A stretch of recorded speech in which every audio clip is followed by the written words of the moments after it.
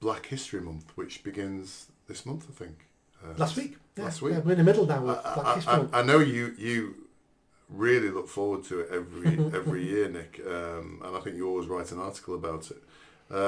It's the same article. I just tweak it a bit, then republish it because it's relevant. So it's a really good article, actually. I would recommend whether you can attach it as a link to this section. I don't know. I think that there is one positive on the Black History Month, and it gives us a break from Pride Month, because every other bloody month is Pride Month, and for some reason they have a break to stick Black History Month on us, basically. And Black History Month, I think, or I understand, is a celebration in the UK of black people's contribution to this country and everything else, and we have to. I don't think we have a. Do we have a White History Month? By any chance? Right. So, we don't have a Brown History Month. We don't have a Yellow History Month. Do we have a Scottish History Month or a Welsh History Month, where it's to celebrate what they've done for England and Britain? No.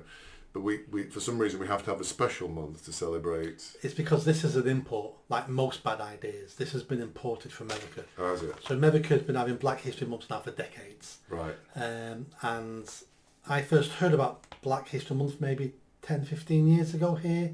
But every year it's getting bigger and bigger and bigger and bigger. And this year's even bigger. And it's absolute shit as far as I can see. I mean, the first thing I saw when I started researching this was that Charles Ehikoya, who's the chair of the Metropolitan Police Black Police Association, is facing the sack over racist WhatsApps. That's the first thing I saw coming out there, which is a real good advert for. Well, let me comment on this, as in, if this is about the racist WhatsApp messages, which it is, they have those messages. Yes. So for them to arrest him, suspend him, means they've looked at the messages, which means this is a done deal. Yes, but we're not allowed to see them, are we? Not at the moment, because I don't think we'll ever see them. We will when it gets to court. So they're not going to show the evidence yet, because if he takes this all the way to court and gets a jury trial, if you release the evidence, that's interfering with the case. So they won't release this in case he takes it all the way to a jury trial to protect his job. All right. Okay. Anyway, I thought it was a good start. Yep. And then our glorious London leader, Sadiq Khan, has obviously leapt straight out to celebrate. Of course he has. And his statement was, I was a bit cheeky, probably a bit racist actually. So he said, "To every black Londoner, past and present, thank you for stabbing." I mean, and I put stabbing and I crossed it out. Thank you for shaping our city.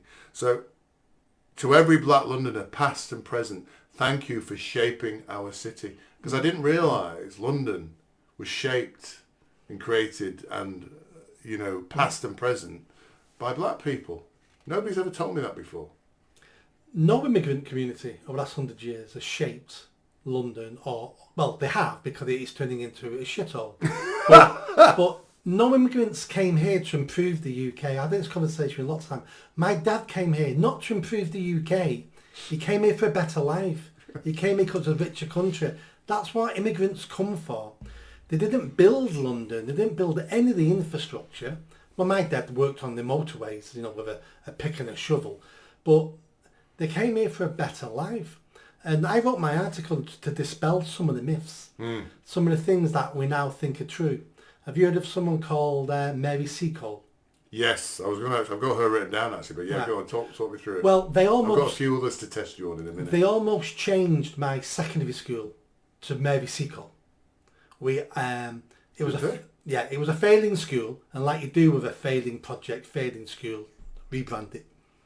Let's get rid of the old name, because everyone knows that's a crap school. Let's call it something new, and everything would improve. I didn't know they were into all this black stuff in the 1940s, but that's interesting to know. Well, so they decided to change the name. Sorry. Well, they were going to, and they gave all the kids a vote, and we all said no. Really? Fantastic. Yeah. Well done. They never gave us a vote again.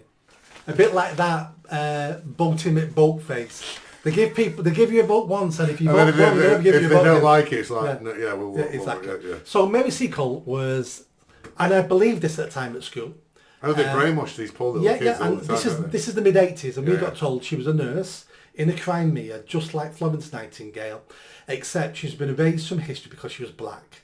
And at school, you take it all at face value. Oh, okay. And then a few years ago, 5, 6, 7 years ago, there's a history channel called History Debunked with Simon Webb. Is he the guy? He's an old guy. Yeah, I think you've interviewed him. I have. Yeah. And I'm going to interview him again. I like him. Next month. I like him. Really good. So what's his background? Has he actually got any qualifications or such? Or is he just a kind of... No, he's worked in schools and colleges and stuff like that. He's wrote about 30 books. I like him a lot. He's got a really nice manner about him. He's some interesting. Very knowledgeable. So he did a 5-minute video on her. And I watched it and went... First time I'd heard him as well. I didn't know who he was at the time 5 years ago. And I went... He's either blown my mind or he's a racist nutcase. So it's easy now with the internet. So I googled Mary Seacole, did a bit of research, and it turns out it was completely right. She wasn't fabricated. Fabricated. She wasn't a nurse. She was a businesswoman who came from South America, Latin America to the UK to complain that her shares in a gold mine had gone bump or stolen. She then went to the Crimea to make money. She ran some hotels and canteens dealing with the army officers, and she went to the battlefields 3 times at the end of the battle to sell drinks and sandwiches. Make a bit of money. And she wrote a book on it. So you read her book, doesn't call herself a nurse, it's all a load of rubbish. And she never was a nurse. She never applied to be a nurse, because one of the arguments is, Florence Nightingale was jealous, so she didn't let her become a nurse. She never even applied to be a nurse. I can't remember that bit. Yeah, that's the way they've tried to pervert history. Yeah. Florence Nightingale was jealous because she was a black, very successful.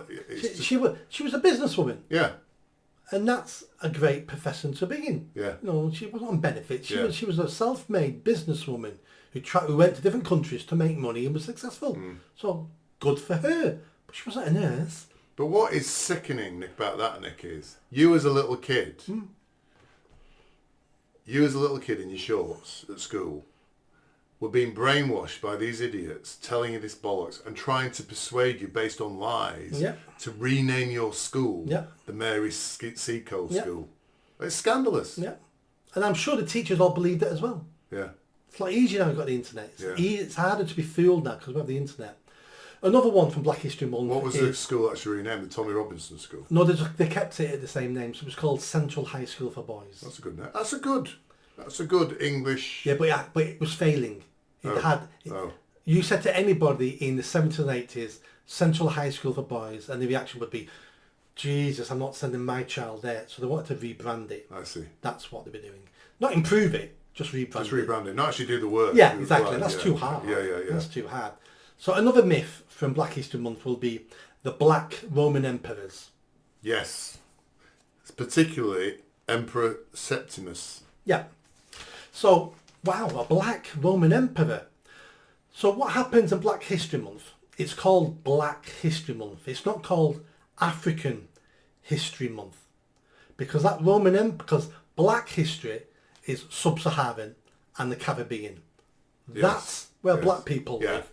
Once you go north of Sahara, they're not black. Yes. They're African still, but they're not black. Yes. So this Roman emperor was African.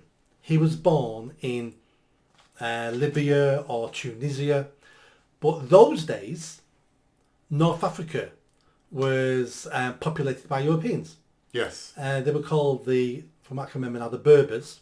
Yes. And the Berbers were of European heritage. Yes. They were fair-skinned, blue eyes and things like that. So this Roman emperor was born there and technically was an African. Yes. But he wasn't a black African and he wasn't black. But his parents were, one was Roman and the other one was a Greek or something like that. Yeah, exactly. They were completely European. He was completely European. Yeah. And it was European all the way up to the 7th century when what happened? Muslims. Muslim invasion. Yeah. And then they went from being Europeans to being Arabs. Yes. That's why we have Arabs now in North Africa. Up to the 700s, it was Christians. Oh, so the look of the North Africans comes from the Muslim invasion. Yeah. Then, because they've got a particular look about them, haven't they? They don't look black African, sub-Saharan. Yeah, they're kind of curly hair, light curly hair, and kind of brown, but quite European features. So some of that will be inbreeding. Mo Salah. Yeah, so Mo Salah doesn't look African, does he? I can't remember. He's Egyptian. Right. He plays for Liverpool. Yeah. So he's a very poor striker. Yeah. So recently had a hair transplant. So when we look not that I like to slag off Liverpool in any way. When you look at Egypt for the last, before the fall of the pharaohs, all the last few pharaohs were all Greeks. Correct. Cleopatra was Greek. Correct. She married Mark Antony, who was Roman. Yeah. So all that was European until the invasion. We also have in North Africa the Moors. So the Moors were basically a mixture of Spanish, Berbers and Arabs. So that's who the Moors were. They were all interbred. And then,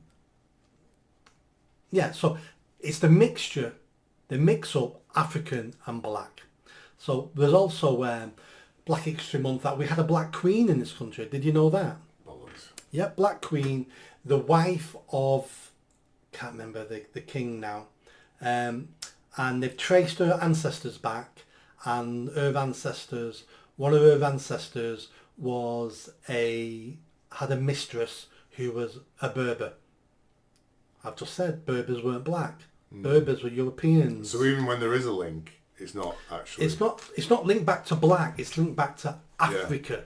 Yeah. But what's pathetic is they're casting around like this, desperately trying to find examples.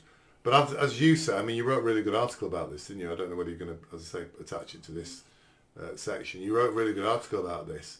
Black people have lots of other things to be proud of. Yes. Why not celebrate those rather than make stuff up? Be proud. Be black. Be truthful. Did you enjoy that video? I think you did. Come on now, hit that bell, subscribe, comment. Let's build this channel. I need more followers. I need more subscribers. Be part of the journey. See you soon.